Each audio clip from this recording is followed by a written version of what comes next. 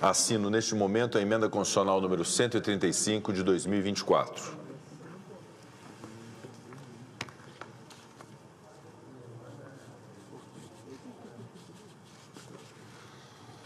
Convido os demais membros da mesa a porem suas assinaturas à emenda.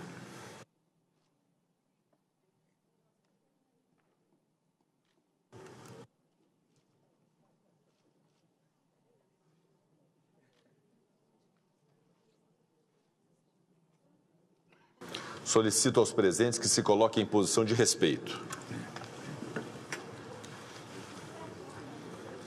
Nos termos do parágrafo 3º do artigo 60 da Constituição Federal, declaro promulgada a emenda constitucional número 135 de 2024.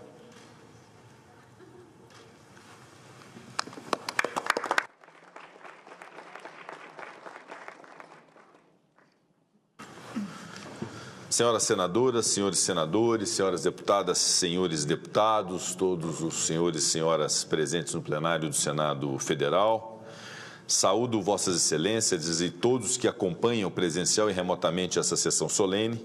uma sessão que registra e formaliza o resultado do zelo e do esforço desmedido e oportuno deste Congresso Nacional em relação ao controle das contas públicas e, portanto, em relação à responsabilidade fiscal do Brasil. A emenda constitucional que estamos a promulgar promove ajustes pontuais, mas necessários e significativos na disciplina de determinadas receitas obrigatórias, bem como prorroga a DRU, a desvinculação de receitas da União. O objetivo central é o de preservar a coesão fiscal, alinhando o regime jurídico dessas despesas àquilo que preconiza o arcabouço em vigor e o presente cenário global em que o Brasil está inserido. Não é de hoje, senhoras e senhores, que a responsabilidade fiscal se afirma como um valor regente da atuação de todos os poderes do país. Ainda que seja natural, legítima e até saudável a existência de variações e divergências na forma de se concebê-la e de se concretizá-la nessa ou naquela quadra histórica, o fato é que a responsabilidade fiscal se consolidou como um imperativo nacional e, nessa medida, um princípio de que o parlamento jamais irá abdicar, menos ainda em tempos de cenários econômicos desafiadores como é o tempo presente. Foi, portanto, com esse espírito que o Congresso Nacional recebeu a matéria proposta pelo governo federal com um rol de temas importantes e sensíveis, entre eles a disciplina do teto remuneratório de servidores e agentes públicos, o aprimoramento de regras atinentes ao abono salarial e ao benefício de prestação continuada,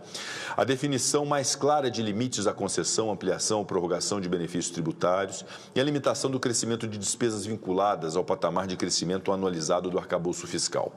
Sem descurar da urgência dessas demandas, o Parlamento exerceu a sua função de apreciar, com serenidade e sensibilidade, as medidas propostas, implementando ajustes e aprimoramentos necessários. O texto ora promulgado é, portanto, a resultante da pluralidade de visões de mundo e interesses legítimos representados no âmbito do Congresso Nacional. E exatamente por isso, há de se rechaçar qualquer tentativa inflamada e